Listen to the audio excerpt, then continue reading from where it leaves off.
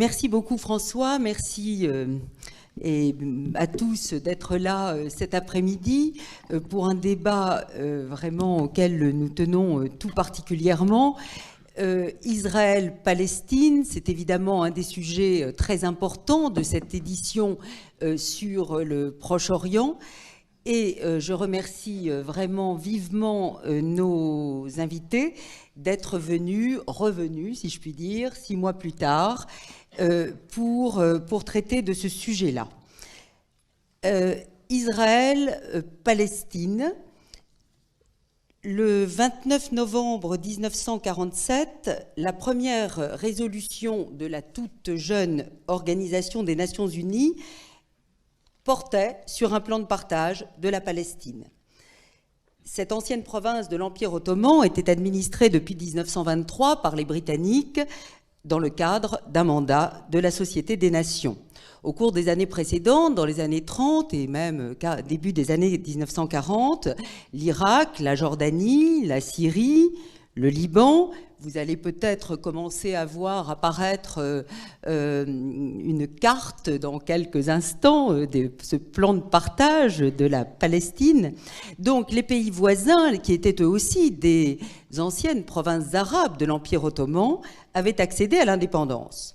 Mais le cas de la Palestine, bien sûr, était plus compliqué, on le sait. Depuis le XIXe siècle, en effet, 2 populations cohabitaient sur cette terre. Les Arabes, bien sûr, et puis les Juifs du Yishuv, arrivés en plusieurs vagues d'immigration, les Aliyah, poussés par le projet sioniste de Theodor Herzl. En 1917, la déclaration de Lord Balfour, secrétaire d'État aux Affaires étrangères britannique, leur avait donné en quelque sorte une onction diplomatique. La Grande-Bretagne soutiendrait l'établissement d'un foyer national juif, National Home, en Palestine. Les années 20 et 30, en réalité, ont vu s'accroître les tensions. Rien n'était facile. Massacre de 80 juifs à Hébron en 1929, révolte arabe en 1936, suivi d'une répression britannique, échec des 2 premiers plans de partage, qui étaient, eux, des plans de partage britanniques en 1937 et 1938. C'est finalement, sans doute, à la suite de la Seconde Guerre mondiale, le destin des survivants de la Shoah qui accélère la décision. Sous l'égide de l'ONU cette fois, la Palestine mandataire serait bel et bien séparée en 2 États, 55% du territoire pour les Juifs, 45% pour les Palestiniens, pour les Arabes, donc palestiniens, et un statut international pour Jérusalem. 80 ans plus tard, le bilan est cruel. 4 guerres, des occupations, du terrorisme et des répressions sanglantes, des sanctions de l'ONU inefficaces, des hommes politiques irresponsables des 2 côtés, mais aussi des hommes de paix des 2 côtés, des hommes de paix qui ont été assassinés des 2 côtés, des pièges médiatiques. En 3/4 de siècle, tout a concouru, dirait-on, à pourrir la situation. Même si quelquefois pourtant, on va le voir, on a cru qu'on était tout près de la solution.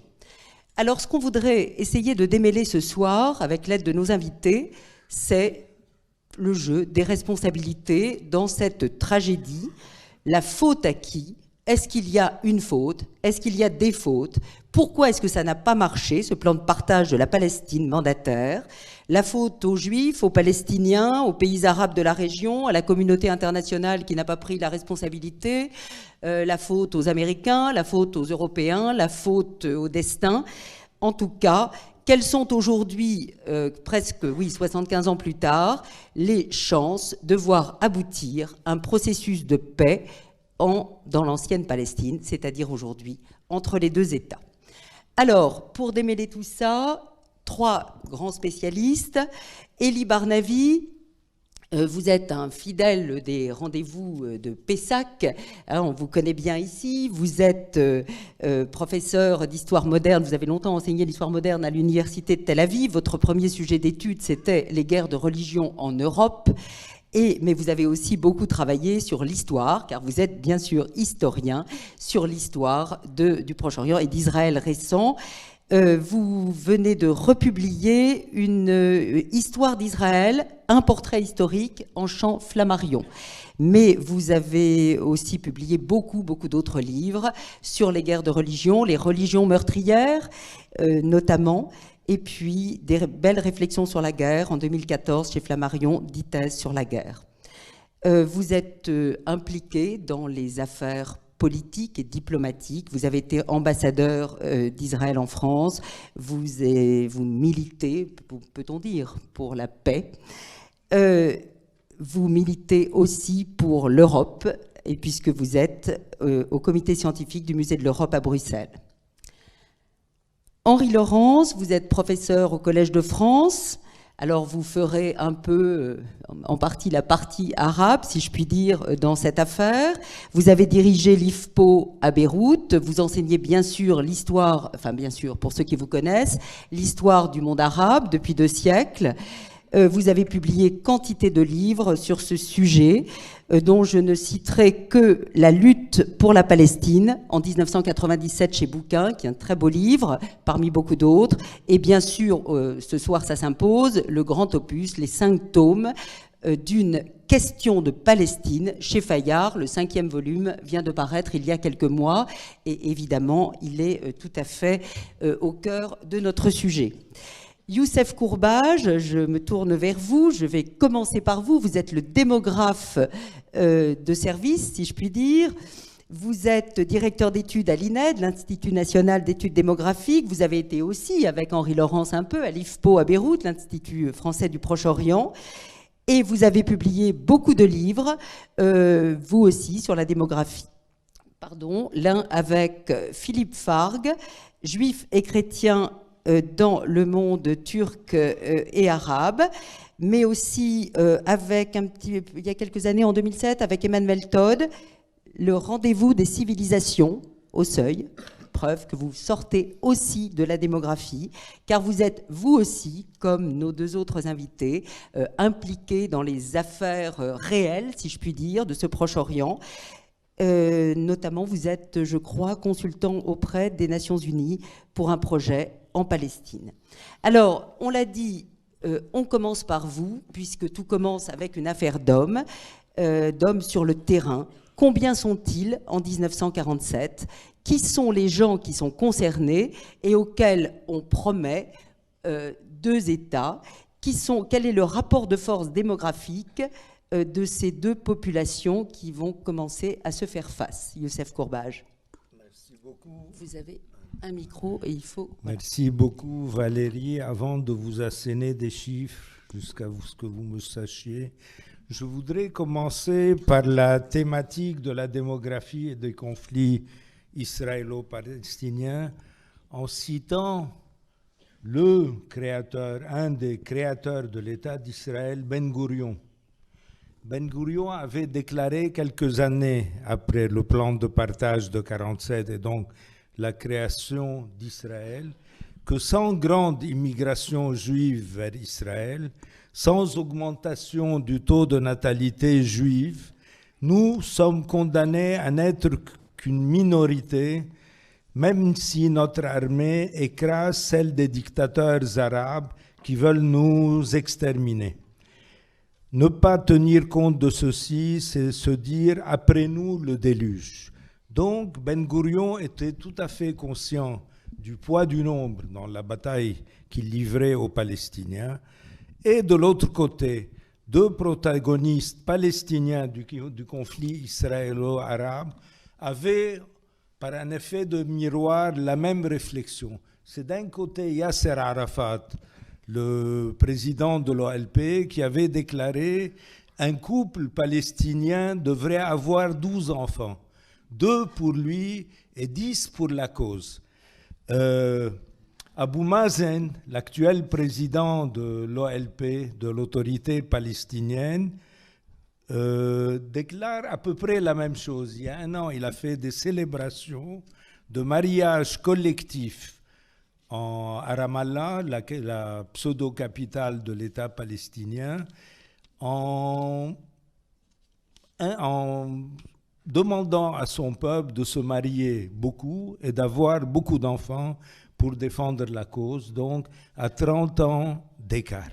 C'est dire donc que le poids du nombre est déterminant dans ce conflit, à mon avis aussi important que tout le reste, et je reviendrai là-dessus au cours de ces débats. Je voudrais juste rappeler quelques chiffres. En 1852, en Palestine, il y avait 13 000 juifs seulement. C'était des juifs arabes, des juifs palestiniens qui s'étaient tout à fait fondus dans l'environnement. En 1874, en 1897, avant le congrès sioniste, les juifs en Palestine n'étaient que 44 000. Et il y a eu certes une première et une deuxième alia avec des juifs d'Europe centrale qui venaient, mais selon Ben Gourion toujours, 8 sur 10 arrivaient puis repartaient vers d'autres cieux plus prometteurs, parce que la terre promise n'était pas aussi prometteuse que cela. En 1914, au déclenchement de la Première Guerre mondiale, les données du recensement ottoman nous donnent 602 000 musulmans et 81 000 chrétiens, donc une affaire de 681 000 Palestiniens et 60 000 juifs, dont 39 000 de nationalité ottomane. Pas beaucoup. En plus, les juifs qui étaient en Palestine ont été chassés par Jamal Pacha, qui rêvait de se constituer un royaume à lui tout seul en Syrie et en Palestine, à telle enseigne que la population juive, au moment de la déclaration Balfour, avait été pratiquement réduite à sa portion congrue. Maintenant, si on compare les chiffres avec 1948, on voit que le nombre des Juifs s'est beaucoup accru, puisque au moment de la guerre israélo-arabe, la première guerre israélo-arabe, il y avait 650 000 Juifs déjà, la plupart des rescapés de l'Holocauste nazi qui s'étaient réfugiés en Palestine, aux grandes dames des Palestiniens. Comment les Palestiniens vont réagir ? Ils vont réagir, vous l'avez rappelé Valérie, d'abord par les massacres d'Hébron, il y aura aussi la grande révolte arabe, mais il y a aussi le taux de natalité des Palestiniens. Ce qu'on ne sait pas, c'est que le taux de natalité des Palestiniens, avant la création de l'État d'Israël, était très élevé, était, je peux dire, anormalement élevé par rapport à celui de l'environnement arabe. Le taux de natalité moyen des Palestiniens atteignait 55 pour 1000, ce qui est un taux colossal qui correspond à près de 9 enfants par femme. Dans les années 30. Dans les années 30. Oui. On peut dire donc que déjà pressentant peut-être leur expulsion en 1948, où 750 000 Palestiniens devront décamper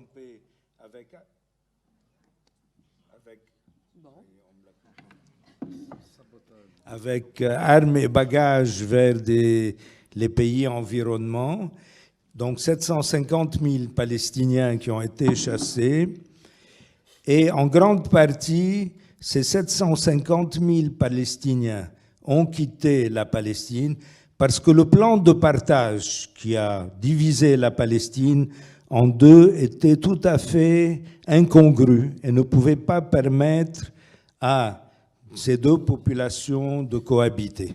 En effet, le plan de partage, du point de vue démographique, c'était un État juif avec 558 000 juifs et 405 000 Palestiniens, donc une très forte proportion de Palestiniens dans l'État juif, un État arabe avec 804 000 Arabes palestiniens et 10 000 Juifs, et l'ensemble de Jérusalem qui était placé sous souveraineté internationale avec 100 000 Juifs, un nombre pratiquement égal de Palestiniens. Par conséquent, les Nations Unies, enfin les 12 ou 14 États qui ont décrété le plan de partage de la Palestine, avait fait quelque chose qui était impossible à gérer et qui devait inévitablement se terminer par une guerre, ce qui fut le cas en 1948 avec l'expulsion des 750 000 Palestiniens. Merci Youssef Courbage pour cette mise au point qui en effet paraît décisive. Peut-être qu'on aurait envie de voir un petit peu les cartes de temps en temps, et notamment la première avec le plan de partage. Alors vous dites incongru, vous dites inviable. Je me tourne maintenant vers Henri Laurence. Est-ce que c'est votre avis aussi? Est-ce que vous diriez que ce plan de partage avait une chance de fonctionner sur le terrain? Vous faites une spécialité de replacer toujours les choses dans un cadre plus large, notamment historiquement. Quelle est la réponse que vous donnez à cette question, évidemment? Je dis souvent, mon ami Youssef, lui, il compte et moi, je raconte. Hein, donc racontez-nous. Voilà. D'abord, le problème, c'est que les Anglais avaient le bâton merdeux depuis 1920, en gros, parce qu'ils n'arrivaient pas à trouver une solution. Ils ont à peu près tout essayé. Et puis, ils ont donné aux Nations Unies, juridiquement, le choix de décider à condition qu'eux ne fassent rien. Puisque les Anglais ont dit, on est prêt à appliquer une décision des Nations Unies si les Juifs et les Arabes sont d'accord. Alors, comme les Juifs et les Arabes n'étaient pas d'accord, c'était justement pour ça qu'on s'était adressé aux Nations Unies. Hein, donc, il y avait déjà une contradiction fondamentale. Alors, les seuls qui pouvaient appliquer quelque chose, c'était les Anglais, parce qu'il y avait 100 000 soldats britanniques en Palestine en 1947. C'est absolument colossal par rapport à la population totale que l'ami Youssef vient de vous donner. Alors, pourquoi ça a échoué? Parce que d'abord, les Palestiniens ne pouvaient pas admettre que perdre leur patrie ou un morceau de leur patrie était acceptable. C'était quasiment primaire chez eux. C'est une injustice, c'est une impossibilité. Pour eux, c'était comme si vous faisiez un État français sans Paris, Marseille et Lyon. C'était en gros ce qu'on leur proposait dans le plan dit de partage. Alors déjà, donc, il y a une réaction fondamentale. La cautionniste est illégitime et on va nous spolier d'une partie de notre terre, de notre patrie. Ensuite, il y a déjà, depuis 1917, disons 30 ans de conflit. Et donc 30 ans de conflit, ça a créé une chose fondamentale, c'est que ni les Juifs ni les Arabes ne peuvent se faire confiance. C'est ça la situation fondamentale en 1947. Les futurs Israéliens peuvent donner des garanties verbales à l'autre partie, mais pour l'autre partie, ils n'y croient pas. Or, comme on l'a rappelé, dans la partie dite juive du plan de partage, il y a 45% de population arabe. Bon, elle va peut-être un peu diminuer avec l'arrivée de nouveaux immigrants, mais surtout, les Arabes contrôlent 70% ou 60% du foncier. Donc, eux, la question foncière étant centrale depuis 30 ans, ils connaissent parfaitement le dossier. Ils vont se dire, s'il y a un État juif, ils vont commencer par nous expulser de nos terres, parce que sinon, nous mettrons les nouveaux juifs qui arrivent. Hein, donc, il y a impossibilité d'avoir confiance, impossibilité d'avoir une autorité extérieure pour gérer, puisque les Britanniques refusent de faire quoi que ce soit, parce qu'il n'est pas question de faire venir des troupes internationales à l'époque, d'abord parce que ça n'existe pas. Ensuite, on est au début de la guerre froide. Et donc, ça voudrait dire, si on envoie des troupes internationales, qu'il y ait des contingents soviétiques en Palestine. Et ça, pour les Occidentaux, c'est impensable de mettre des troupes soviétiques à l'intérieur du dispositif militaire occidental du Moyen-Orient. Donc, on pouvait accumuler. Et enfin, vous n'avez pas de direction palestinienne. Parce que, tout simplement, les Anglais l'ont détruite en 1937-1940. Et donc, vous avez de vagues institutions représentatives palestiniennes, mais il n'y a plus personne pour pouvoir donner un commandement central, une légitimité à une quelconque décision. Alors, de l'autre côté, oui, le mouvement sioniste accepte le plan de partage, au moins comme solution provisoire. De toute façon, ceux qui sont réellement obsédés, c'est bon, le plan de partage leur donne la légitimité de l'État, c'est évidemment fondamental. Mais eux, ils sont déjà obsédés par leur sécurité, par l'étape suivante, qui est à la fois pas seulement la possibilité de s'étendre, mais tout simplement déjà de conserver ce que le plan de partage leur donne, c'est-à-dire le déchaînement de violence qui va commencer dès le lendemain du vote. N'empêche que ce sont les pays arabes voisins qui attaquent, parce que les Palestiniens il faut voir les chronologies. Oui. Les pays arabes, ils attendent la fin du mandat, c'est le 15 mai 48. Oui, le 15 mai. Le jour de la... Et il y a la guerre civile entre juifs et arabes entre le 30 novembre et le 15 mai. D'accord. Oui, là, 30 novembre, 15 mai, une guerre sur le terrain, et le 14 mai, proclamation de l'État, le 15 mai, l'attaque des pays arabes voisins. Oui, alors, est-ce qu'ils attaquent Israël? Est-ce qu'ils viennent porter secours aux Arabes de Palestine? C'est ça, on est dans les questions de récit. C'est probablement les deux à la fois, en général. Bon, mais alors, dans ces conditions-là, est-ce qu'Israël, Elie Barnavi, avait une chance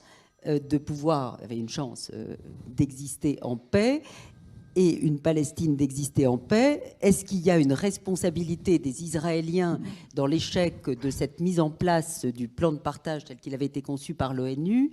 Oui.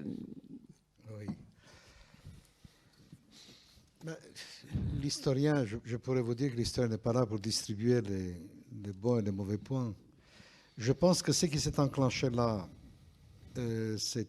ça fonctionnait un peu comme une tragédie grecque. Les Arabes ne pouvaient pas accepter le fait juif, israélien, bientôt, en leur sein, pour les raisons que Henri Laurence a dites. C'est à moi pour des raisons à la fois historiques, démographiques, religieuses. Vous avez une entité non musulmane au cœur du monde arabe. Pour toutes sortes de raisons, le refus arabe était prévisible. Et ce qui n'était pas prévisible, en revanche, c'est la capacité de résistance du Yishuv, de l'établissement juif en Palestine. À partir du moment, je dirais les choses peut-être un peu plus brutalement, à partir du moment où les Juifs ont décidé de créer un État juif au Proche-Orient, la guerre devenait inévitable. Je m'empresse de dire que la création de l'État d'Israël relevait de la nécessité historique absolue. Et donc c'est pour ça que je parle de tragédie. Nous nous sommes implantés dans une région où nous ne pouvions pas ne pas nous implanter, pour des raisons qu'on peut développer si vous voulez, mais en même temps, cette implantation elle-même entraînait fatalement la guerre. Donc parler de responsabilité morale n'a pas grand sens. La guerre faisait partie, en quelque sorte, nécessairement de cette aventure, de l'aventure sioniste. Et la seule question qui se posait à ce moment-là, au Yishuv, il ne se faisait pas beaucoup d'illusions, c'était quelle serait la capacité de résistance du Yishuv, et beaucoup en doutaient. Vous savez que dans la direction sioniste, la plupart des membres de la direction sioniste étaient hostiles à la proclamation de l'État à ce moment-là. C'est Ben Gurion qui a fait la différence. Il a dit, si on ne le fait pas maintenant, on ne le fera plus. Il a analysé correctement la situation géopolitique. Il a compris qu'il y avait là un très rare moment d'accord soviéto-américain sur cette question, et il a forcé le destin. Sinon, s'il avait raté ce moment-là, il n'y aurait peut-être jamais eu d'État juif dans cette région. Alors, à partir de ce moment-là, donc la guerre a été menée, elle a été gagnée. Il y aurait beaucoup de choses à dire sur la guerre elle-même, c'est très intéressant d'ailleurs, puisqu'il y a le sentiment que l'on a. Et la mythologie aussi parle donc de l'assaut de 5 armées arabes contre le seul État juif. Ce qui est vrai, c'est qu'on sait moins, c'est que partout, à chaque bataille d'envergure, nous nous sommes débrouillés pour être plus nombreux que les forces arabes qui étaient. Alors, pourquoi cette guerre s'est terminée de cette manière? On pourrait en discuter. D'emblée, on voit donc le choc, l'affrontement entre un établissement petit et pauvre, mais qui relève déjà du premier monde, et une société du tiers-monde, très divisée, très mal coordonnée. En fait, il y a de tous les acteurs arabes qui participent à cette guerre. Un début de guerre clair et finit par les obtenir, c'est le roi Abdallah, enfin l'émir Abdallah de Transjordanie, qui deviendra la Jordanie bientôt. Tous les autres se surveillent, sont hostiles les uns aux autres, sans rien dire de la composition sociologique des troupes, de la manière dont ils font la guerre, de l'hostilité entre soldats, fellahs et officiers. Tout se combine finalement, y compris, malgré la supériorité initiale en armement, tout se combine pour dicter finalement la fin de cette guerre. Et d'emblée, donc, l'État juif fait la preuve que oui, il est là pour rester. N'empêche que, alors vous dites tragédie, je pense que Henri Laurence, vous ne serez pas en désaccord, mais je vous redonnerai la parole. Je voudrais quand même revenir sur cette idée de faute.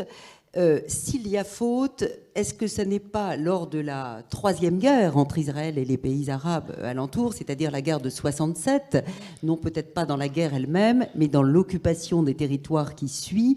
Nous avons vu ce matin le très beau documentaire de Dror Moret qui s'appelle The Gatekeepers, les Sentinelles, et qui est fait à partir d'interviews vraiment passionnante et terrible de responsables du Shin Bet, le service de sécurité israélien, qui parlent du moment de l'occupation, de ce moment où plus d'1 million de Palestiniens, je crois, sont sous autorité, sous tutelle israélienne, 1 million à 1,5 million.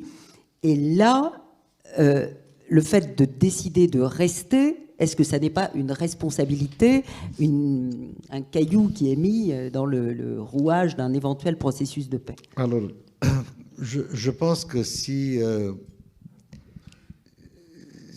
on prend un peu de hauteur et on regarde l'ensemble de cette histoire depuis les années 30 jusqu'à aujourd'hui, quand je parle de tragédie, c'est pour dire que la seule solution raisonnable était le partage. Et la commission Peel britannique arrive en Palestine en 1936 pour étudier les raisons de la grande révolte arabe, à la fois anti-juive et anti-britannique, et ils parviennent à la conclusion que le seul moyen de s'en sortir, c'est de partager la terre. Et donc ça, c'est une évidence depuis ces années-là, avec la sanction ensuite des Nations Unies. Et en même temps, l'impossibilité de le faire. Alors, tout cela nous mène jusqu'à 67. Je pense que jusqu'à là, Israël fait beaucoup d'erreurs, évidemment, comme tout collectif humain, mais ne commet pas de fautes irréparables. Je pense qu'il n'avait rien à offrir à ses adversaires. Et en 67, il arrive ce moment extraordinaire dans l'histoire de la région où Nasser, de concert avec Hussein de Jordanie, commet une faute lourde.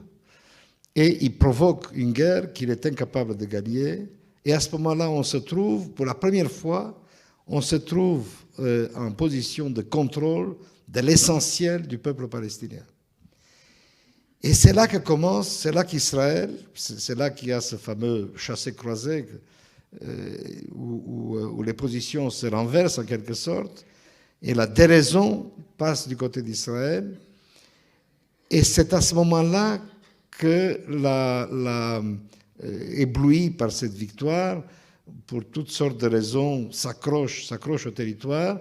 Et ce qui aurait pu être une carte de négociation, ce qui aurait pu être la clé pour en finir avec le conflit, s'avère être un fardeau qui devient de plus en plus lourd.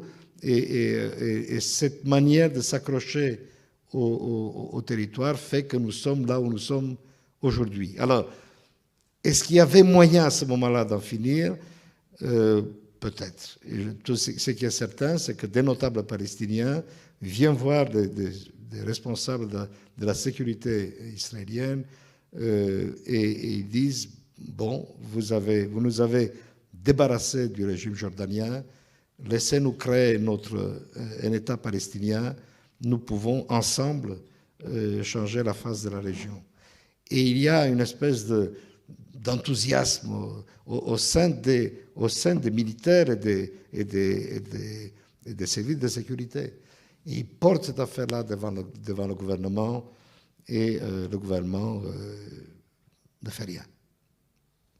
Henri Laurence voulait ajouter un mot sur ce tournant de 67 qui évidemment creuse la tragédie. Le premier ministre israélien de l'époque, Levi Eshkol, qui était un homme tout à fait modéré, honorable, avait dit cette phrase qui dit tout. On a à la fois la fiancée et la dot. On veut conserver la dot, mais se débarrasser de la fiancée. Et la fiancée, c'est la population arabe des territoires. Et à partir de là, on en resté là jusqu'à aujourd'hui sur le problème d'essayer de se débarrasser de la fiancée. Et on n'y arrive absolument pas, malheureusement, pour les uns et les autres. Là, il faut revenir évidemment sur quelques idées relativement simples. La première, c'est que la Palestine, Israël, ça joue comme un jeu à somme nulle. Vous savez, dans un jeu à somme nulle, le progrès de l'un se fait toujours au détriment de l'autre. Si la somme est 100, si quelqu'un a 47, l'autre a 53. Si vous voulez passer de 47 à 48, il faut que l'autre passe de 53 à 52. C'est ça, un jeu à somme nulle. Donc, à chaque étape du conflit, depuis, disons, la déclaration de Balfour, vous avez cette situation de jeu à somme nulle. Et celui qui a le plus, à un moment donné, par exemple les Arabes en 1936, etc., doivent, pour un règlement définitif, céder une partie de ce qu'ils ont aux autres sans avoir confiance que les autres acceptent ça comme un règlement définitif et non pas comme un simple acompte. Et ensuite, ça s'inverse de l'autre côté. Et c'est ça qui rend toujours extrêmement difficile. Alors, toutes les solutions extérieures ont toujours tenté de dépasser la dimension du jeu à somme nulle, c'est-à-dire en apportant un plus et dépassant donc la limite de 100, par exemple, une aide économique, une mise à niveau culturelle, sociale, etc. Et à chaque fois, ça n'a pas marché pour des tas de raisons. Les gens, en général, ne sont pas prêts à sacrifier une cause nationale pour un plat de lentilles si on prend un discours ou une référence biblique. Et en effet, le second point, c'est la référence religieuse. Cette terre, c'est la Terre sainte. Et les partis en présence, à la fois invoquent la religion pour justifier leur cause, leur projet, etc., mais finissent par y croire, en quelque sorte. Et donc, ce qui pouvait être à un moment un prétexte relatif devient une croyance. Et vous pouvez faire des compromis sur des objets matériels. Vous ne pouvez pas faire du compromis sur de la sacralité. Il suffit de voir combien les chrétiens déjà se bagarrent pour des centimètres carrés d'au Saint-Sépulcre, pour voir pour les dimensions beaucoup plus importantes que sont musulmans et juifs en Terre Sainte, comment la situation est beaucoup plus catastrophique. N'empêche que vous dites religion, et bien sûr on va y revenir, mais dans les années 70, après la guerre du Kippour, ce qui se passe, c'est quand même une victoire du politique, avec le geste inouï de Sadat qui ouvre le processus de paix, et la signature en 1978 de la paix d'Israël avec l'Égypte, puis peu à peu avec tous les voisins, ce qui, pour le sujet qui nous intéresse ce soir, laisse...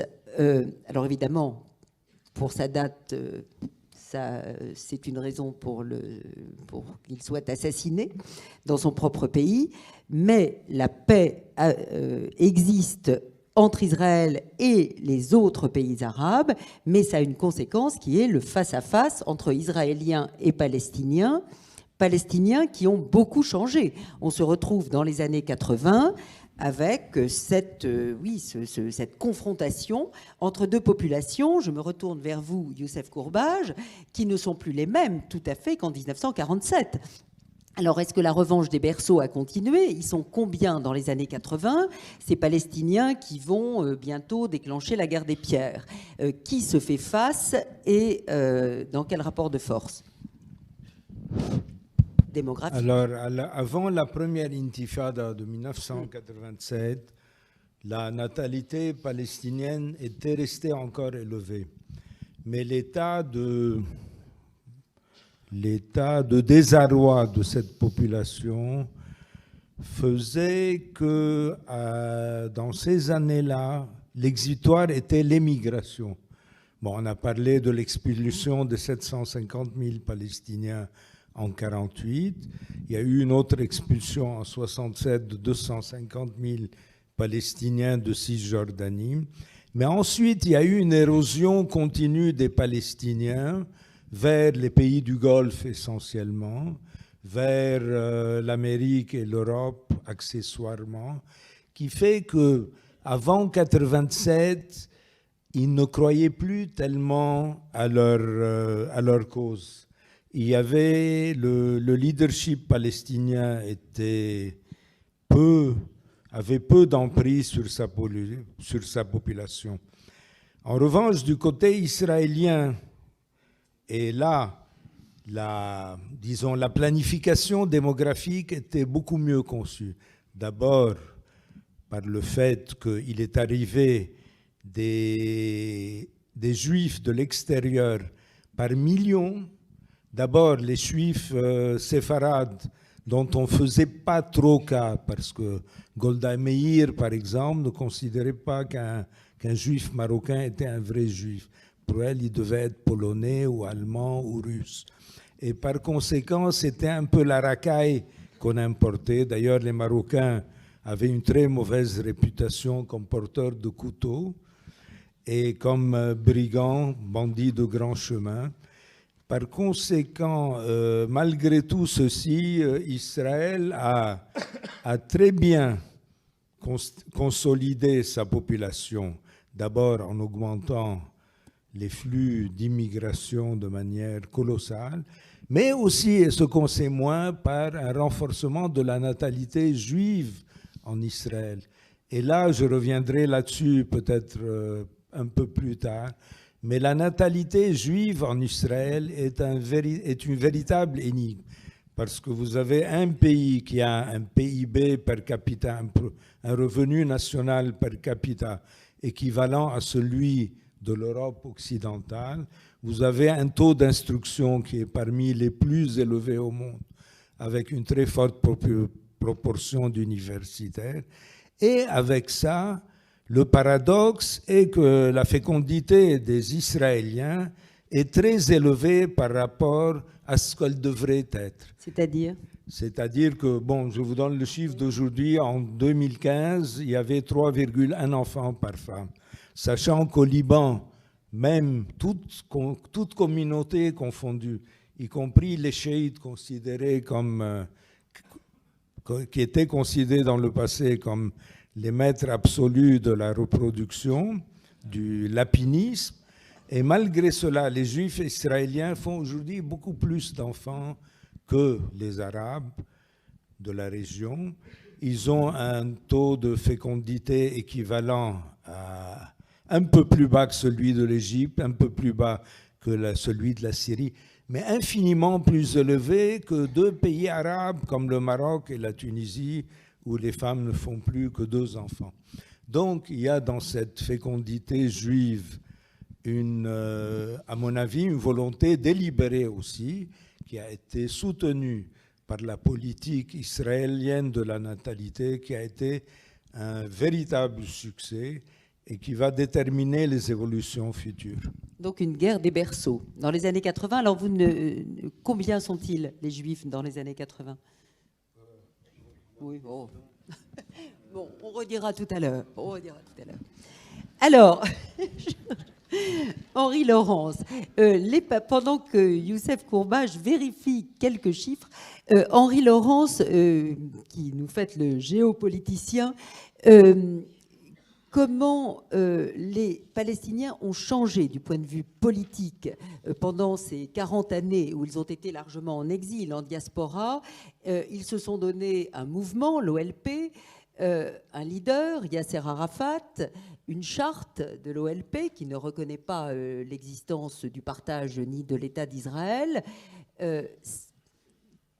C'est quand même ce Yasser Arafat qui va au fond devenir le leader politique qui va se lancer dans une négociation pour la coexistence des deux États. Alors, où en est-on politiquement ? Est-ce que la Palestine, l'État palestinien dans les années 80 est vraiment un État en gestation ? Est-ce qu'on est peut-être en train de toucher un partage possible ? Les épisodes successifs sont évidemment complexes. Le mot d'ordre de la Renaissance palestinienne dans les années 60, c'est la libération de la Palestine par la lutte armée. Et donc on ne pense pas à l'État. Le mot État n'est nulle part indiqué dans les chartes palestiniennes, puisque la question reste ouverte que la Palestine pourrait être partie d'un grand État arabe unitaire. Et la vraie question qui se pose dans les années 60 est de savoir si la libération de la Palestine passe par l'unité arabe ou si c'est l'unité arabe qui passe par la libération de la Palestine. Ce sont les slogans des années 60. L'État n'est pas prioritaire à ce moment-là. Il n'existe pas. Voilà. Il n'existe pas. Et le projet d'État n'est pas prioritaire. Il est absent des textes.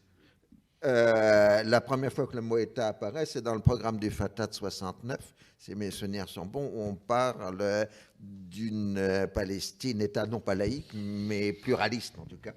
Le mot laïque a été inventé par les Français, rajouté à la formule. Mais ce n'est pas le programme de l'ANT, c'est le programme du Fatah à ce moment-là. Alors Arafat, bon, un personnage historique complexe, qui a à la fois toutes les qualités d'un grand leader politique national et toutes les tares d'un dirigeant arabe de la période. Donc ça fait quelque chose. Il semble qu'il ait compris très tôt, dès les alentours de 70, que la lutte armée ne pourrait jamais libérer la Palestine. Nasser lui a dit ça avant de mourir. Il a dit, écoute, tu ne pourras jamais libérer la Palestine, il faudra bien un jour que tu t'entendes avec eux. Simplement, c'est un politique qui y gère, surtout dans des circonstances difficiles, il y a la guerre au Liban, etc., etc. Donc, il a compris qu'il fallait introduire progressivement une solution politique qui passerait par une reconnaissance internationale, d'où le fait qu'il est constamment d'une capitale à l'autre du monde à faire le tour des pays pour créer une dimension nationale palestinienne reconnue à l'extérieur. C'est pour ça que les gens disaient en anglais, il ne fait pas du terrorisme, il fait du tourisme. Il n'avait pas tellement le choix. Voilà. Non, mais c'est justement la différence avec le Hamas. Le Hamas ne fait pas de tourisme. Donc, de ce point de vue, disons qu'un homme politique, il a maintenu de fer au feu la lutte armée d'un côté, et puis l'introduction progressive de l'idée de la création d'un État palestinien à côté de l'État israélien. Alors ça passe de programme en programme, de congrès national palestinien à congrès palestinien, ça passe par des circuits, des canaux informels de communication avec les Israéliens, avec les Américains, ainsi de suite. Donc vous ne pouvez pas dater. En 88, il y a tout de même un tournant. C'est la fin du processus, avec la proclamation à Alger d'un État national palestinien indépendant. Mais la différence, c'est que les autres s'opposent. Enfin, il va avoir contre lui une coalition de l'extrême gauche marxiste arabe palestinienne, qui est toujours partisan de la lutte armée, oui, plus les islamistes qui sont alliés aux marxistes, et le tout soutenu par la Syrie et par l'Iran. Mais qui le soutient vraiment alors, Arafat? Est-il représentatif? Est-il un homme d'État isolé? À la base d'Arafat, il y a un diagnostic politique qui est double. Un, il ne veut pas, et deux, il n'a pas les moyens. C'est-à-dire, la référence pour les Palestiniens, c'est la guerre d'Algérie. Le FLN, il a liquidé physiquement tous ses compétiteurs. Ils ont massacré des milliers d'Algériens dans une guerre civile algéro-algérienne parallèle à la guerre civile avec les Français. Lui, il n'en veut pas et il n'en a pas les moyens. C'est-à-dire qu'il ne peut pas liquider les autres mouvements palestiniens. Il ne peut pas faire un FLN palestinien. Donc, il est obligé de monter une OLP avec différentes composantes qui sont elles-mêmes financées par l'extérieur. Donc, il va avoir recours à ce que fait un chef d'État arabe dans la période, c'est-à-dire du clientélisme. La base du pouvoir d'Arafat, c'est d'un côté sa rhétorique parfois un peu bouffonne, mais qui fonctionne bien, mais de l'autre côté, c'est lui qui tient les comptants de la bourse, exclusivement lui. Donc, il va payer systématiquement tout le monde, créer des clientèles, et ainsi de suite. Et en 88, enfin en 91 ou 92, au moment d'Oslo, justement, s'il va à Oslo, c'est parce qu'il n'a plus d'argent. Et donc, il n'a plus de moyens de contrôler les choses. Moi, je me rappelle en Palestine, au moment d'Oslo, vers 95-97, au moment de la création de l'autorité palestinienne, les gens m'ont dit, c'est très simple. Arafat, il n'est pas corrompu parce qu'il vit comme un ascète, mais c'est un corrupteur. Mais c'est un corrupteur qui fait de la corruption l'instrument pour éviter la guerre civile. Ce qui fait que son successeur, lui, qui n'est pas corrompu et corrupteur, ben, il a immédiatement, en quelques mois, créé une guerre civile en Palestine. Bon, mais enfin, n'empêche que cet homme reconnaît la coexistence possible de deux États, puisque c'est notre sujet ce soir, et que corrupteur, enfin oui, corrupteur comme vous le dites, et avec les faibles moyens représentatifs qu'il a, il porte quand même la négociation jusqu'à Oslo et porte l'espoir de la coexistence d'un État juif avec un État palestinien. Diriez-vous que c'est un homme d'État? Disons que ce n'est pas exactement un fonctionnaire politique allemand moralisé après la Seconde Guerre mondiale. Je veux dire par là que l'ordolibéralisme, ce n'est pas exactement sa tasse de thé. C'est un leader révolutionnaire qui mène des jeux machiavéliques un peu complexes, mais le droit, il ne connaît pas.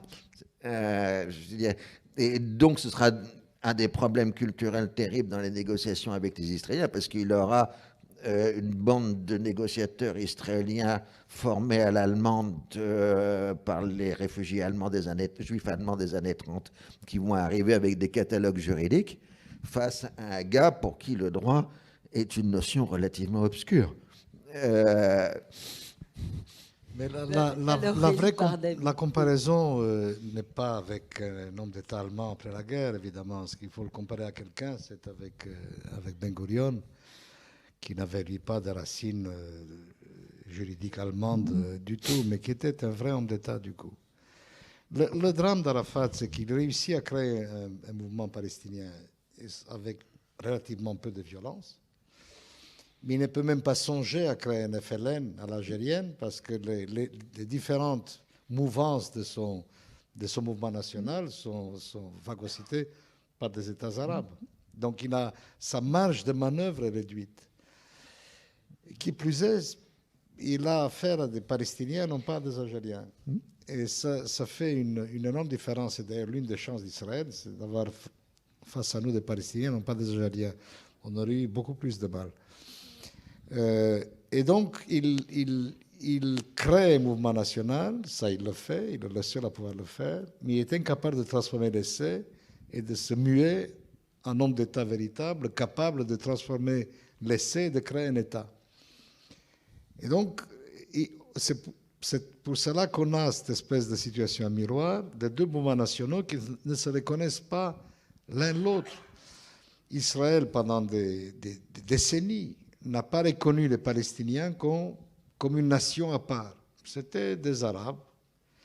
Et lorsque Golda Meir, que vous avez cité dans un contexte un peu particulier et de manière un peu rapide, je dirais, mais enfin ce n'est pas notre sujet, Golda Meir a dit fameusement, il a dit, c'est qui ça les Palestiniens? Moi, je suis palestinienne.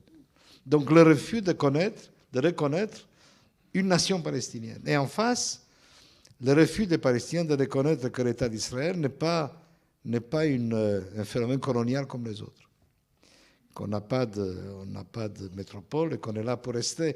Et donc, toute cette rhétorique que tu évoquais, Henri, vient de là. C'est une entité éphémère, ils sont comme les croisés, ils sont un phénomène colonial, ils sont imposés par l'impérialisme, enfin, toutes sortes de sornettes qui n'avaient aucun sens historique, et social et culturel, et qui font qu'ils ne peuvent pas reconnaître cela. Parce que s'ils reconnaissent l'État d'Israël comme une réalité nationale, à ce moment-là, tout leur combat depuis une génération n'a plus beaucoup de sens. Seulement, ils finissent quand même par reconnaître. Alors, Henri a eu un mot cruel, plus cruel que je n'aurais eu. Il n'a plus d'argent et donc il va à Oslo. Il y a ça. Il y a aussi le fait qu'il mise sur le mauvais cheval au moment de la guerre du Golfe. Il soutient Saddam Hussein qui n'a aucun problème pour expulser des dizaines de milliers de Palestiniens qui travaillent chez lui. Il est dans une situation impossible.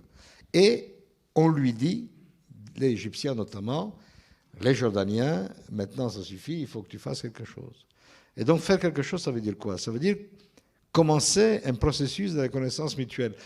Comme de l'autre côté, Israël est coincé également, forcé et contraint, sans enthousiasme aucun, ni d'un côté ni de l'autre, on va au processus de paix. La force des choses. Et je dirais tout de suite que le drame du processus de paix, c'est que ça a été un processus. Et que donc... Oslo, donc. Oslo. C'est-à-dire que là, il aurait fallu des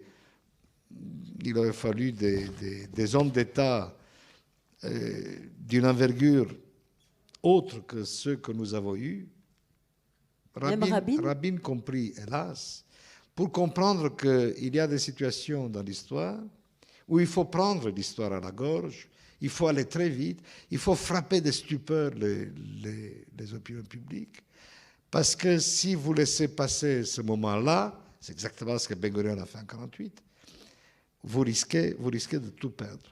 Et en enclenchant un processus de paix, c'est-à-dire extraordinairement complexe, où chaque pas était conditionné par le pas d'avant et conditionné celui qui venait après, où tout était d'une telle complexité juridique, où on crée une Palestine en peau de serpent, avec 3 zones, avec des niveaux juridiques différents, en faisant, et surtout, en n'assignant pas de fin à ce processus, en ne disant pas de ce processus-là doit naître un État palestinien aux côtés de l'État d'Israël. Le mot État palestinien, mais ces mots-là ne figurent pas dans les accords d'Oslo. Haute autorité palestinienne. Oui, on crée une espèce de truc improbable. Et comme on se refuse de dire à quoi on veut aboutir, et que, dernier élément qui est peut-être plus important que les autres, qu'on n'imagine pas de mécanisme de contrôle international qui disent le droit et qui dit qui a failli à quoi et qui est capable de remettre ce train fou sur les rails, alors vous invitez les extrémistes de deux bords à peser sur le résultat final, quel qu'il soit, les uns par le terrorisme, les autres par la colonisation. Et nous en sommes là. C'est-à-dire que de plus, ce qu'Arafat fait, il accepte de rentrer au pays, de rentrer à Gaza, à la tête de cette improbable autorité palestinienne, en acceptant de rentrer dans un territoire tronqué où 40% du territoire et l'essentiel des ressources lui échappent. Comment voulez-vous que ça marche? Il n'aurait pas dû. Non, jamais. Et ça, ceux qui suivaient cette affaire-là, je me souviens de discussions enfiévrées que j'ai eues avec les responsables d'Oslo, de mon côté israélien. J'ai dit, vous êtes en train de fabriquer un monstre juridique et diplomatique qui ne peut pas marcher. Alors, je n'imaginais pas, évidemment, le pire, c'est-à-dire ce qui s'est passé effectivement. Il m'a dit non, il faut que les... Alors, leur argument était qu'il faut que les gens s'habituent, qu'il faut que les opinions publiques s'habituent, il faut que les opinions publiques voient que ça marche. Et à ce moment-là, ça marchera. Ils étaient très optimistes. Et moi, je lui ai dit, vous n'avez jamais lu Machiavel. Ce n'est jamais comme ça qu'on crée une principauté nouvelle. Il fallait une frontière tout de suite. Il fallait aller tout de suite, un processus du coup très bref, très brutal, et surtout contrôlé. Il fallait faire intervenir tout de suite Américains, Européens, États arabes, créer un mécanisme de contrôle et dire où on veut aller et y aller très vite. Et les opinions étaient prêtes. Je me souviens d'un coup de téléphone que j'ai reçu pendant Camp David de Shlomo Ben-Ami, qui était à l'époque ministre des Affaires étrangères, un historien, lui, c'est encore celui qui comprenait le mieux. Et il m'a dit, on a fait un sondage, nous a-t-il dit, en Israël. Eh bien, on a une majorité solide, je ne me souviens plus exactement, peut-être que vous vous souvenez des proportions, mais une majorité solide pour diviser Jérusalem. Pour diviser Jérusalem, pas pour créer un État palestinien, ça c'était fait, mais pour diviser Jérusalem. Et jusqu'à aujourd'hui, quand vous demandez aux Israéliens et aux Palestiniens s'ils sont en faveur d'une solution à deux États, la plupart, majorité solide, disent oui. Seulement quand vous leur demandez est-ce que vous y croyez, la plupart, majorité solide, disent non. La tragédie, donc, n'est pas tout à fait terminée.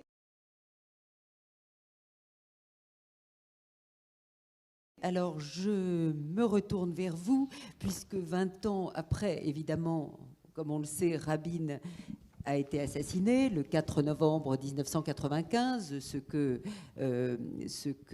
traite le film d'Amos Gitaï, que vous avez peut-être vu tout à l'heure ici même. Bon, c'est une tragédie aussi, cet assassinat-là, mais vous dites de toute façon... Le processus d'Oslo n'était quand même pas une affaire gagnée. La signature d'Oslo, même si Rabin était resté en place au gouvernement, n'aurait pas forcément abouti. Non, je n'ai pas dit cela. Non. Je n'ai pas dit cela. Je suis, moi, au contraire, persuadé, mais évidemment, je n'ai pas de preuves par définition, que son assassinat l'a fait dérailler complètement. Rabin avait des défauts, mais il avait aussi une vertu, il était crédible. C'était un honnête homme.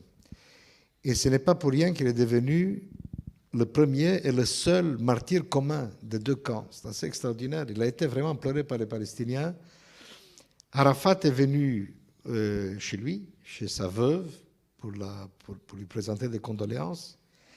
Il a reçu Arafat et il a refusé de recevoir Netanyahou. Il avait, lui, pendant toute cette période, on a en Israël quelque chose qui ressemble beaucoup au guignol de l'info. C'est le même principe. Et il avait sa poupée, lui, sa marionnette. Et il devenait plutôt sympathique d'ailleurs. Il se plaignait sans arrêt et puis il pleurait dans les bras de Pérez. Et il était devenu, il faisait partie du paysage culturel et politique israélien. C'est ça qui a été gâché.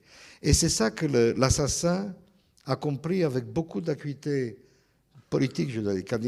Quand il a hésité un instant entre tuer Pérez et tuer Rabin, puisqu'ils devaient les tuer ensemble, ils ne sont pas arrivés ensemble, il a décidé de laisser passer Pérez et de tuer Rabin. Il a compris que c'est sur lui que tout reposait.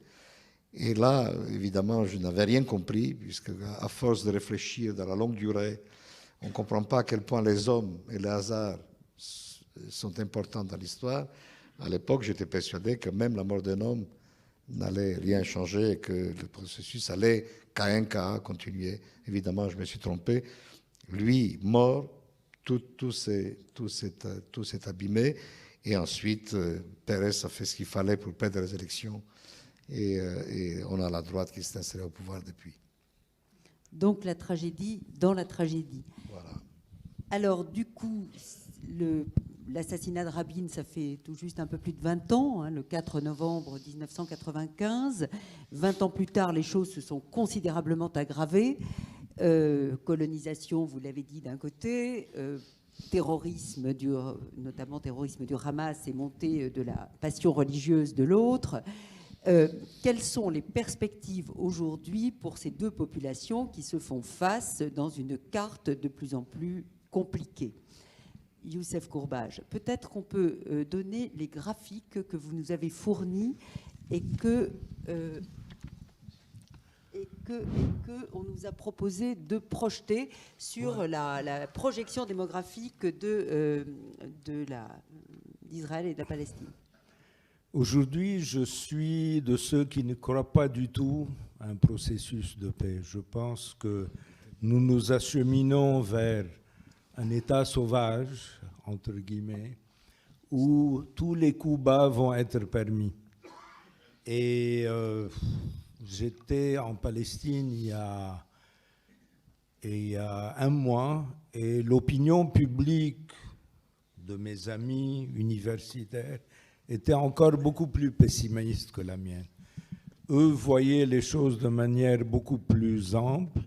Ils se disaient ce qui se passe en Syrie risque de se passer chez nous, c'est-à-dire le fameux transfert dont on a beaucoup parlé, que la population palestinienne va être jetée dehors d'une façon ou d'une autre. Ils ne pouvaient pas préciser, mais c'était l'ambiance qui montait et qui, à mon avis, était plus important que la troisième intifada, la guerre des couteaux.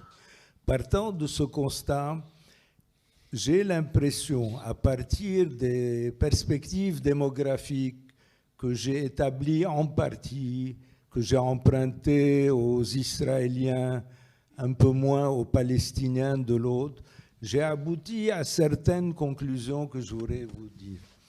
Premièrement, il est impossible qu'il y ait un seul État en Palestine au vu des évolutions démographiques. En effet, la population palestinienne va dépasser la population juive à partir de 2020, et vous voyez que l'écart entre le rouge et le bleu va aller en s'accroissant au cas où il n'y aurait qu'un État en Israël, dans la grande Palestine ou dans Eretz Israël. Ça, vous dites, c'est inacceptable pour les Israéliens. C'est inacceptable, enfin, sauf s'ils acceptent un état d'apartheid encore plus virulent que celui qui régnait en Afrique du Sud.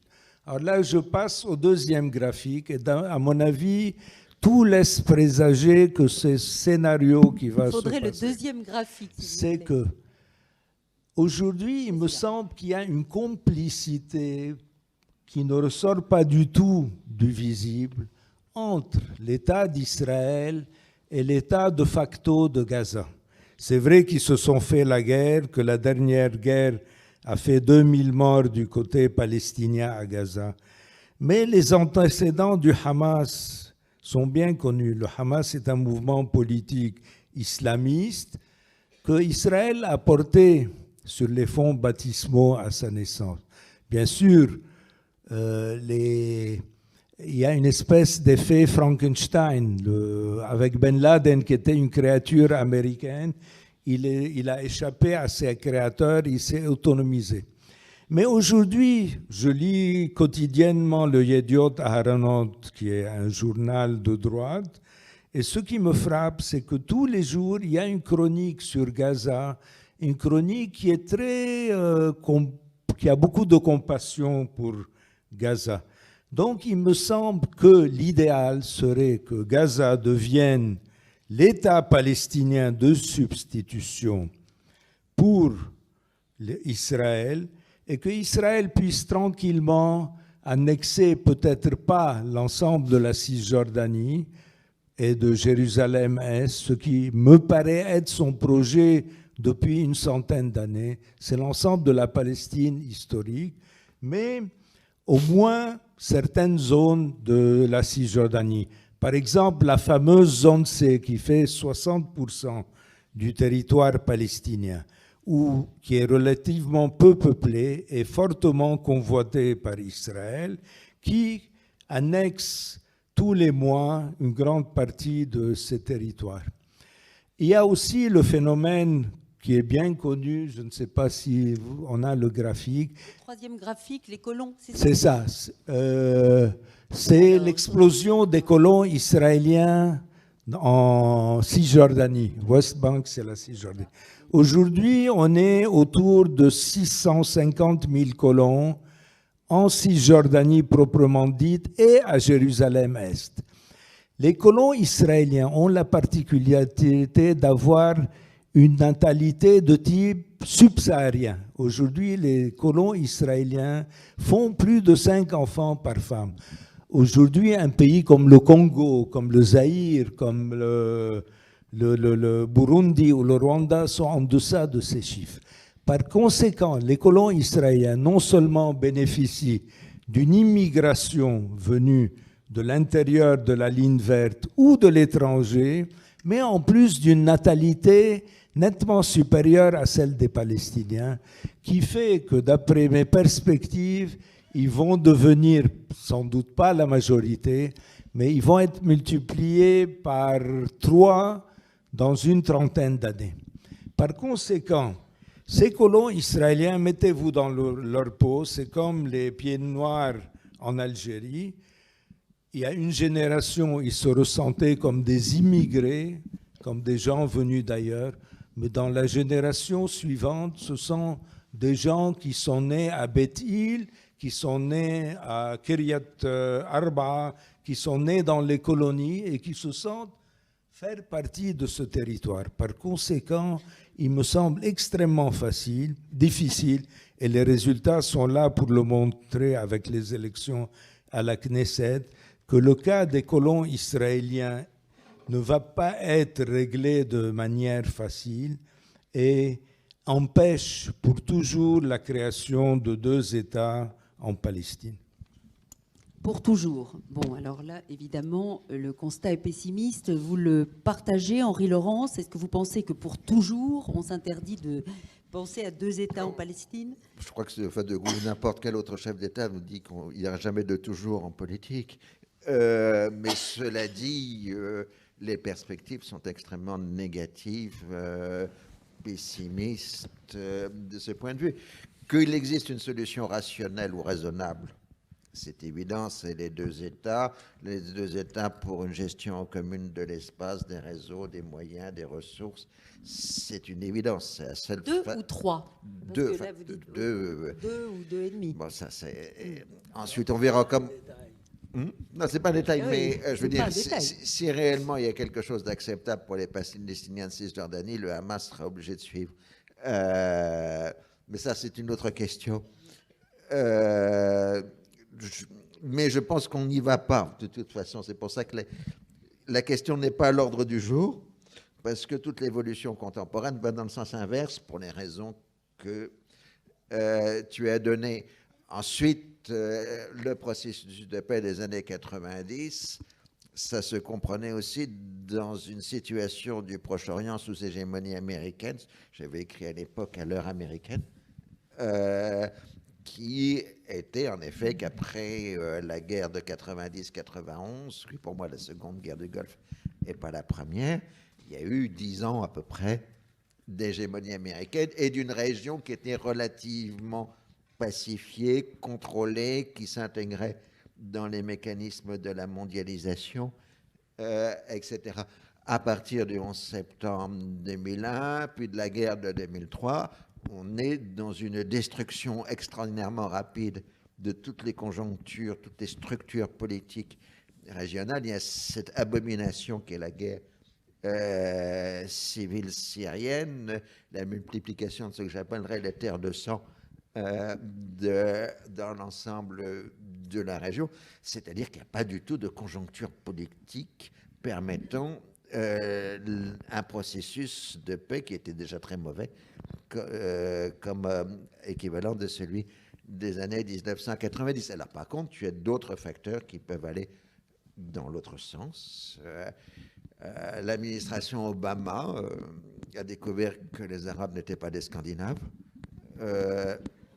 Donc, commence à vouloir se retirer de la région. Est-ce que les successeurs d'Obama iront dans le même sens?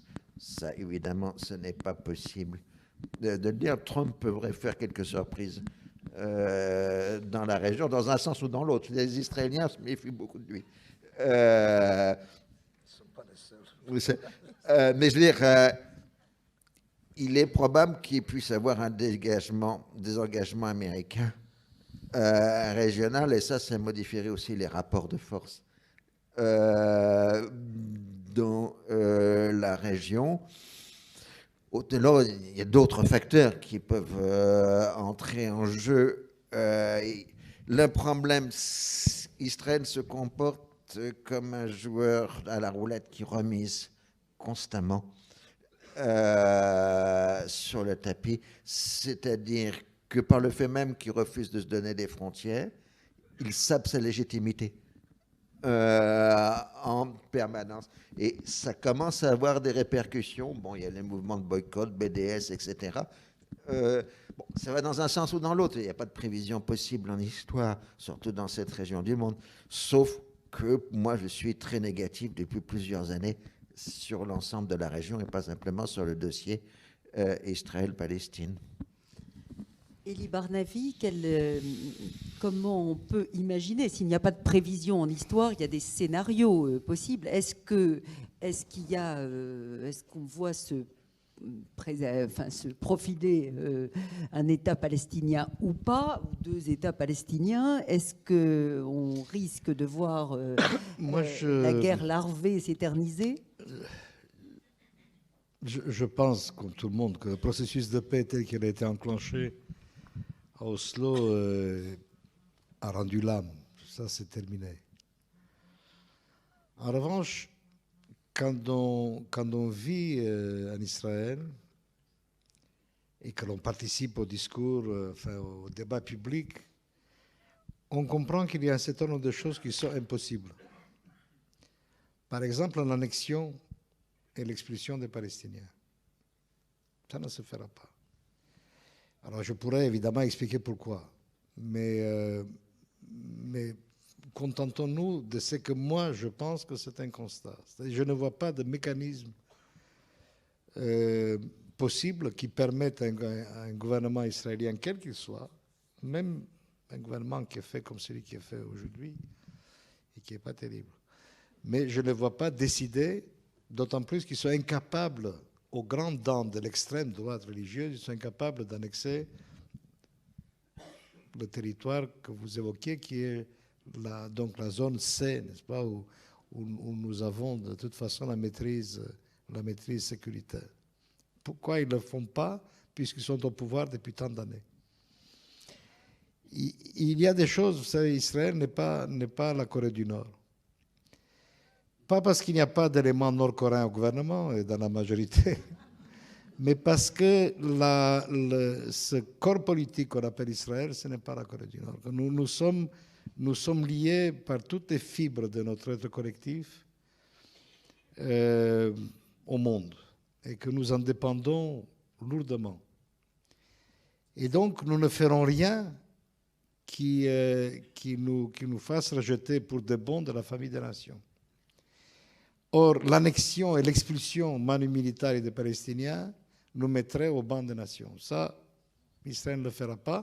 D'abord parce qu'il y a beaucoup d'Israéliens pour lesquels cela relève de l'impensable, moralement. Et puis parce que le gouvernement lui-même n'oserait pas. Ils savent jusqu'où ils ne peuvent pas aller trop loin. C'est à quoi on peut s'attendre d'ailleurs si rien de dramatique ne se passe. C'est à une continuation de cette espèce de ce qu'on appelle, ce que les géopoliticiens appellent, de cette expression affreuse, d'un conflit de basse intensité. Parce que c'est un conflit de basse intensité. Il y a très peu de morts. Si vous comparez avec ce qui se passe autour, bon, chacun est une tragédie, mais tous ensemble fait que vous lisez la presse internationale aujourd'hui, on parle très peu de ce conflit. Supportable. Ça n'intéresse plus personne parce que c'est supportable. Il y a un tué par-ci, un coup de couteau par-là, tout ça, c'est pas sérieux par rapport au vrai massacre. Vous voulez un vrai massacre? Allez à côté, je vous prie, là-bas, vous serez servi. Et donc, on peut continuer comme ça longtemps, jusqu'à ce qu'on ne puisse plus. C'est ça, et c'est là-dessus que je veux mettre l'accent. On ne sait pas de quoi demain sera fait.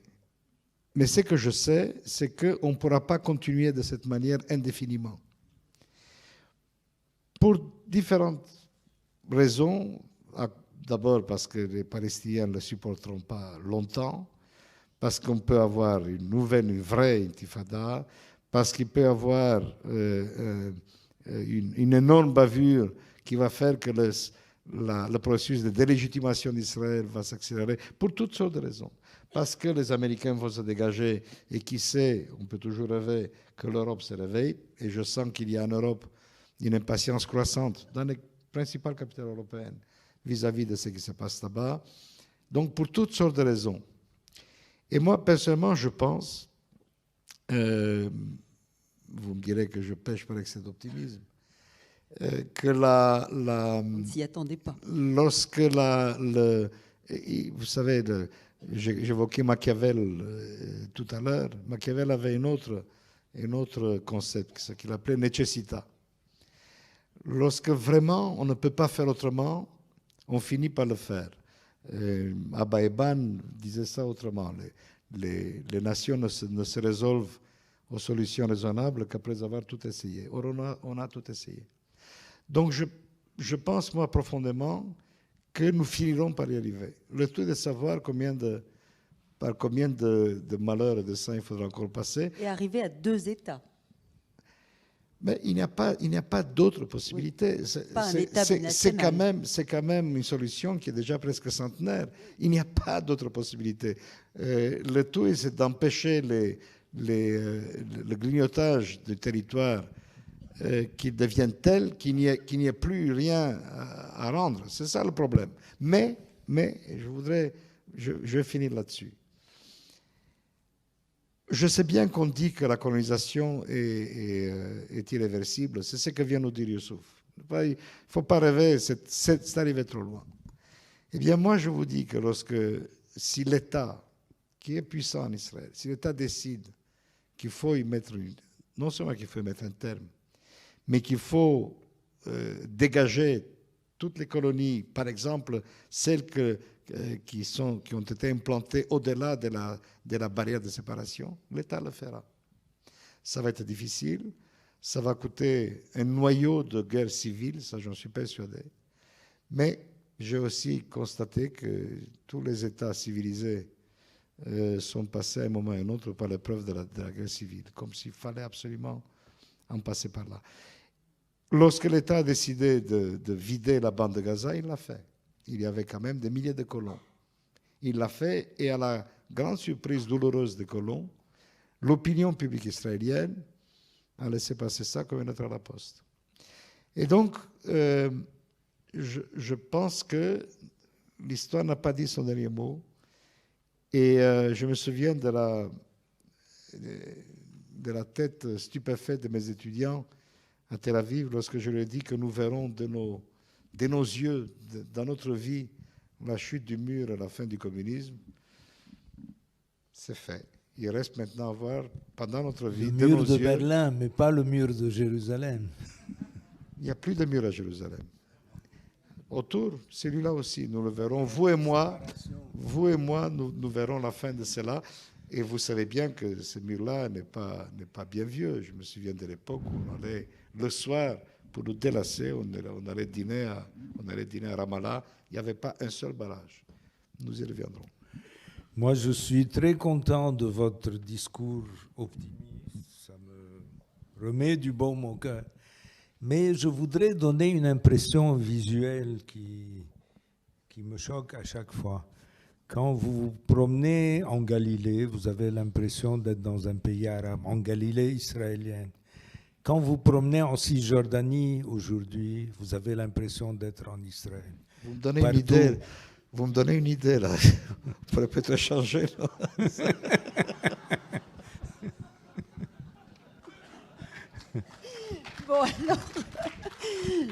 va considérer qu'on s'arrête sur cette note optimiste, relativement optimiste, sauf si Henri Laurent je veut ajouter citais quelque simplement chose. deux phrases de deux grands hommes politiques français. Enfin, en tout cas, l'un était très grand, l'autre peut-être moins. Le premier, c'était Feu le président Cueil, qui disait qu'il n'y avait pas de problème, qu'une absence de solution ne permettait pas de régler. Malheureusement, l'absence de solution ne permet pas de régler la question palestinienne. Et la seconde, c'est la magnifique lettre de De Gaulle à Ben Gourion en 1968, qui est un texte admirable, dans lequel De Gaulle lui dit qu'un État ne peut durer que s'il ne fait qu'en passant par la politique, qu'il faut devenir politique et cesser d'être dans la mystique. En gros, c'est le sens de la lettre de De Gaulle à Ben Gourion. Et je pense que c'est un texte que les Israéliens redevraient méditer aujourd'hui, parce que je pense que Ben Gourion et De Gaulle étaient tout à fait d'accord sur ce point. Avec lequel Elie Barnavi ne sera pas en désaccord, je Peggy a pense. dit quelque chose comme ça. Et lui, il a parlé de la mystique qui s'est dégradée en politique. Moi, je trouve que chez nous, c'est plutôt le contraire. C'est la politique qui se dégrade en mystique. Et c'est là qu'il faudrait mettre fin. Je suis tout à fait d'accord. Donc c'est aux politiques qu'il faudrait revenir, c'est à la politique qu'on donne ce dernier mot. Alors je vous remercie, je pense qu'on a quand même quelques minutes pour peut-être donner la parole à la salle, peut-être un peu plus de quelques minutes, je ne sais pas. Oui, Guy Pervilliers, oui. Oui.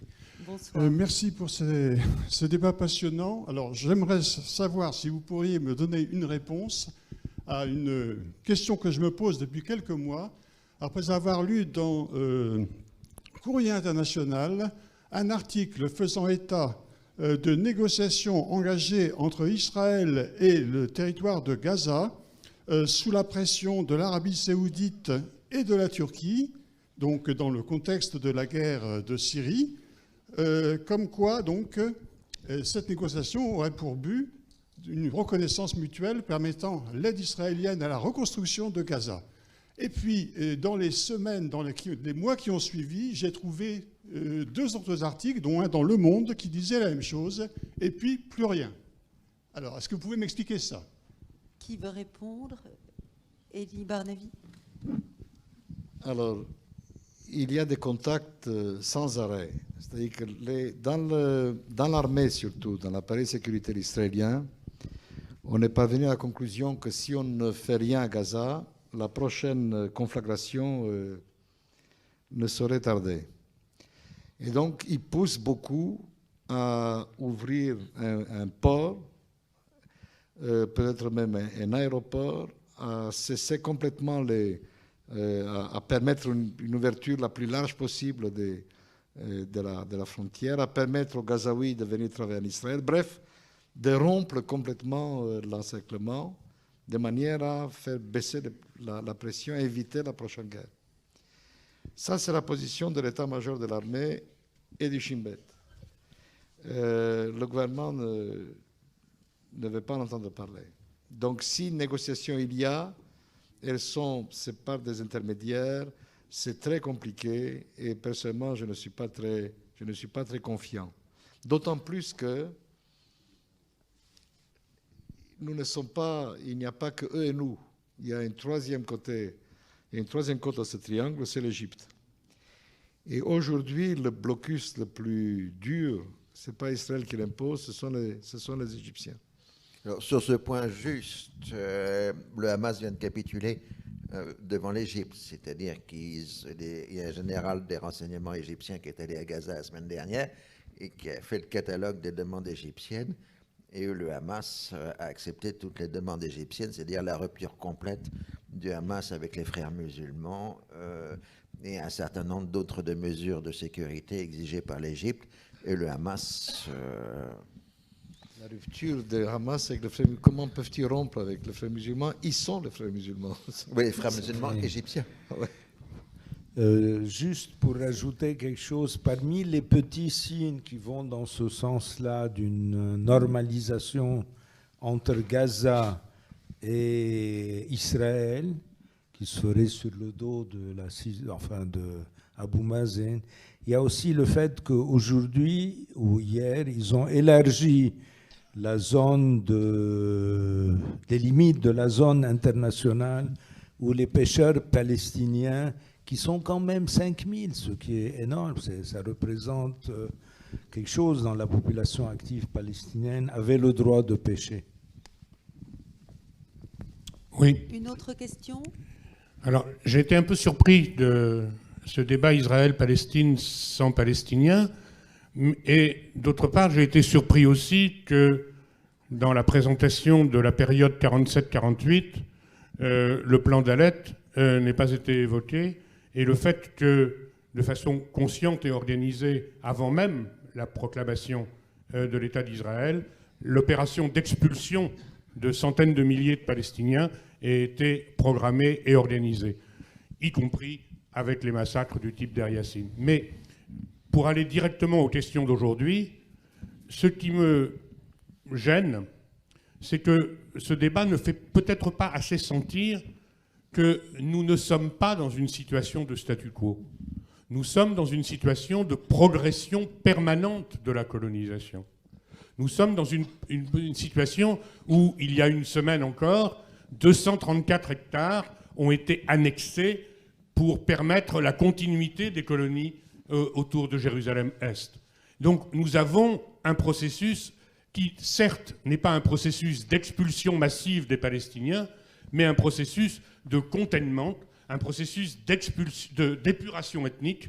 Et la manière dont, par exemple, les Bédouins du Negev sont concentrés dans des villes de transit, dans des cités transit, pour permettre la judéification du désert du Negev, participe d'une colonisation intérieure extrêmement rapide et extrêmement forte.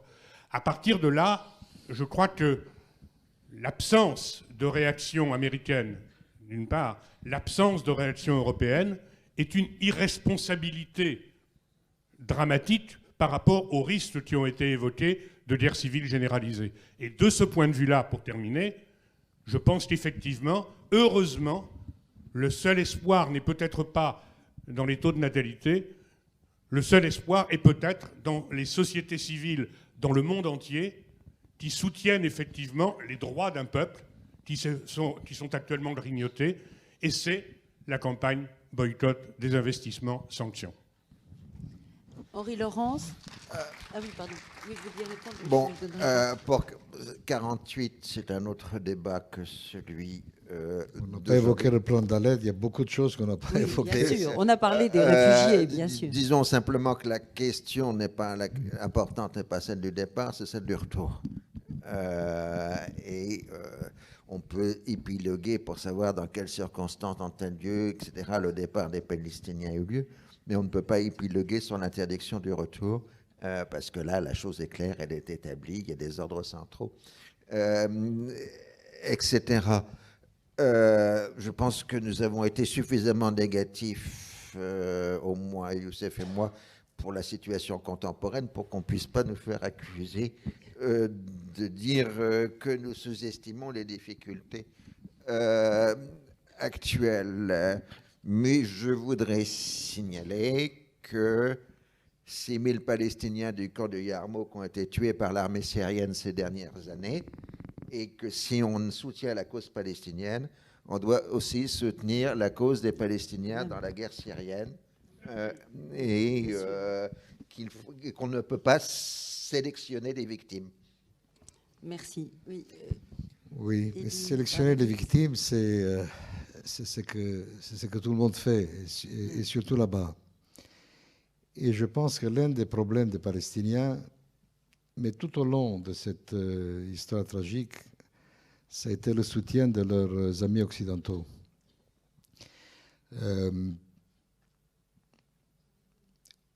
Laissez-moi dire quand même un mot sur la guerre d'indépendance, parce qu'il faut se replonger dans la situation qui prévalait à l'époque. Nous sommes en 1948. Il y a 3 ans que la Seconde Guerre mondiale a été terminée. L'immigration en Palestine, à ce moment-là, n'est pas une question d'idéologie, est une question de survie individuelle et collective. Il y a des centaines de milliers de Juifs dans les camps de transit en Europe, dont personne ne veut, qui n'ont nulle part où aller. Alors les Juifs français peuvent aller en France, ceux qui viennent de l'Est Il n'y a pas où aller. C'est-à-dire le seul endroit possible pour eux, c'est la Palestine. Ils arrivent en Palestine et ils se heurtent à l'hostilité, encore une fois compréhensible, des Arabes. Et il y a la guerre. Ils se battent pour survivre. Ce n'est pas une question d'idéologie. L'expulsion des Arabes aussi est une affaire très, très complexe. J'ai un collègue israélien qui a écrit le premier ouvrage sérieux sur la question de l'expulsion. Évidemment, il y a eu Benny Morris, il y a eu des expulsions. Il y a eu ailleurs, comme à Haïfa, des endroits où le maire de la ville juif est allé de porte à porte pour supplier les Arabes de ne pas partir. Il y a eu toutes sortes de choses. Mais il y a eu effectivement départ, expulsion souvent de 750 000 Arabes. Est-ce que vous croyez un instant que dans n'importe quelle situation analogue, on aurait permis à cette masse de gens hostiles de revenir? La tragédie du départ, de l'expulsion des Palestiniens était inhérente, faisait partie de la guerre. C'est comme ça que les choses se règlent. D'autant plus que, après 3 ans après la fin de la Seconde Guerre mondiale, personne n'ignore à l'époque, telle est l'atmosphère, qu'il y a des millions de gens qui tournent, de réfugiés qui tournent, notamment en Europe, mais pas seulement en Europe. Donc chacun lit dans cette histoire, chacun vient dans cette histoire un peu comme dans une auberge espagnole, avec ses passions, avec ses sympathies. Et on oublie que c'est d'abord une tragédie humaine qui se passe là-bas et qu'il faut lire les passions des uns et des autres ensemble pour essayer de comprendre ce qui s'est passé. On ne peut véritablement juger que lorsque la possibilité de choix véritablement existe. C'est pour ça que je dis que le problème d'Israël commence véritablement, par rapport aux Palestiniens, commence véritablement avec la guerre des 6 jours. Alors, encore un mot sur la dépossession des Palestiniens et sur BDS. Moi, je vous dis que BDS est la meilleure arme pour expliquer peut-être le mouvement boycott, d'investissement, sanctions. Du point de vue de l'efficacité économique, c'est zéro. Du point de vue de l'efficacité de la propagande de l'extrême droite israélienne, c'est une mine d'or. Il faut bien comprendre. Il faut faire pression sur les partis, notamment sur Israël. Mais il faut faire pression sur le gouvernement. Boycotter les universités israéliennes, ça ne sert à rien. Mais boycotter moi, ça ne sert à rien. Or, c'est ce que fait BDS. Si, bien sûr que si. Les institutions universitaires israéliennes, évidemment que si. Et pour l'essentiel, pas tout BDS, mais pour l'essentiel, BDS est une machine, non pas contre l'occupation et pour la paix, est une machine anti-israélienne. Or, ce que vous devez bien comprendre, moi personnellement, ça ne me gêne pas tellement parce que je sais que l'incidence de cette machine, de cette affaire-là, sur l'économie israélienne est proche de zéro. Mais il faut bien savoir que BDS est un formidable argument pour l'extrême droite israélienne. Il n'est pas là que de ça. Pardon? Non, mais S'il vous plaît. Bien. Allez, je crois que là, de toute façon, il faut arrêter. C'est ce que tu allais dire, François.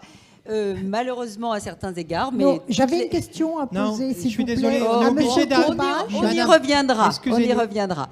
À propos des zones de sécurité qui ne sont pas délimitées, justement, depuis un traité établi en 1982 ou 2003. On n'a plus le temps. Madame, le débat est terminé, madame. Je suis désolé, le débat est terminé. Allez, on vous remercie beaucoup. Le débat est terminé, madame.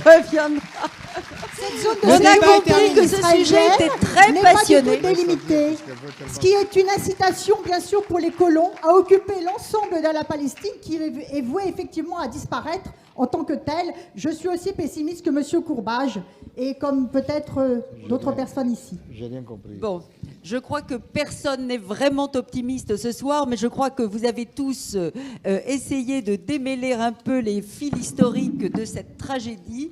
Merci en tout cas à vous trois. Merci à vous, le public, qui avez été si attentif. Et à demain pour la suite.